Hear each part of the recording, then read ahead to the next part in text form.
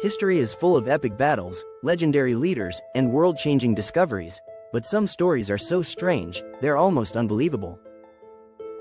Today, we're diving into one of the weirdest forgotten events in human history, the dancing plague of 1518. Yes, you heard me right. A plague of dancing. Hundreds of people, moving uncontrollably in the streets, day and night. Some collapsed. Some never got up again. And to this day, nobody can fully explain why it happened.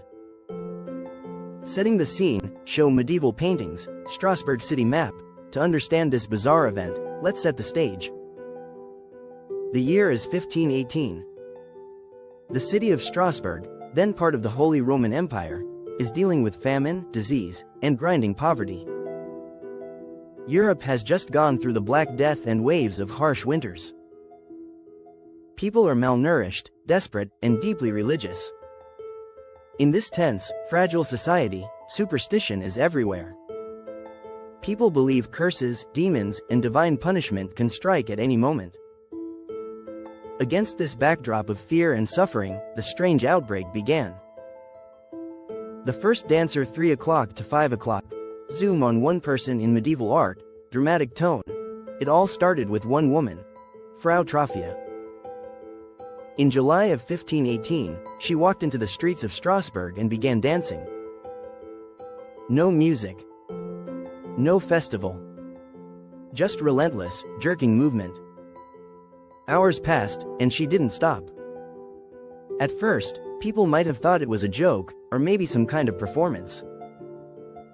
But then, it spread. Within days, dozens joined her.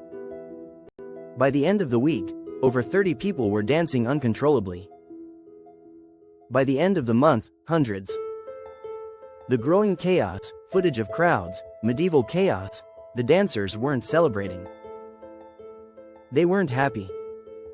Many screamed in pain, begged for help, or cried as they moved. Their feet bled. Some collapsed from exhaustion, only to wake up and keep dancing. The city council was horrified. But instead of stopping it, they made a decision that backfired spectacularly.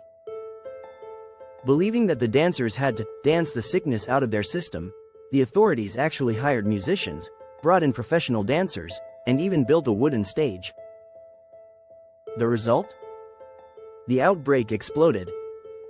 Hundreds filled the square, moving day and night in what can only be described as a nightmare dance marathon. Some historians claim people literally died on the spot from strokes, heart attacks, or sheer exhaustion. Possible explanations: switch to analysis, calm but eerie tone. So, what on earth caused this? Historians and scientists have proposed several theories. Ergot poisoning. Some suggest the townspeople ate bread contaminated with ergot, a fungus found on damp rye. Ergot contains chemicals similar to LSD. It can cause hallucinations, convulsions, and muscle spasms. Sounds convincing, but here's the problem. Ergot also causes extreme pain, gangrene, and death. Not exactly conditions that would make people dance for weeks. Mass psychogenic illness, also known as mass hysteria. When a community faces extreme stress, like famine, disease, or religious fear, psychological distress can manifest in physical ways.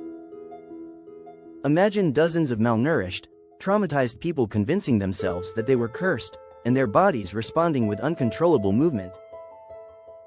Religious fervor. At the time, people believed in Saint Vitus, the patron saint of dancers and epileptics. Some thought Strasbourg had been cursed, and the dancing was a form of divine punishment. In their desperation, people leaned into the idea, fueling the outbreak. A political or social protest? A few modern historians argue that the dancers weren't victims, but protesters. That maybe this was a desperate form of rebellion against terrible living conditions. But if it was a protest, it quickly turned into something far darker and less controllable. Resolution: closing the story arc, mysterious tone. Eventually, the city tried a new solution. The council banned music and dancing altogether. They forced the remaining dancers to march to a shrine dedicated to Saint Vitus, hoping prayer and penance would cure them. Slowly, the outbreak faded away. But the truth? Nobody really knows why it stopped. Just as suddenly as it began, the plague of dancing disappeared from Strasbourg streets. Reflection and amp. Outro, reflective, thoughtful tone. The dancing plague of 1518 remains one of the strangest forgotten events in history. Was it poisoned bread? Was it psychological stress? Was it religious fear? Or was it something we still can't explain? What we do know is that this wasn't the only case. Similar outbreaks of uncontrollable dancing were reported across medieval Europe, though none as large as Strasbourg. So next time you feel the urge to dance, be thankful it's just for fun, and not because of a centuries-old plague. If you enjoyed this deep dive into a forgotten story from history, don't forget to like, subscribe, and comment below. Which strange event should I cover next? The Cadaver Synod, the Great Emu War, or something even weirder? Let me know.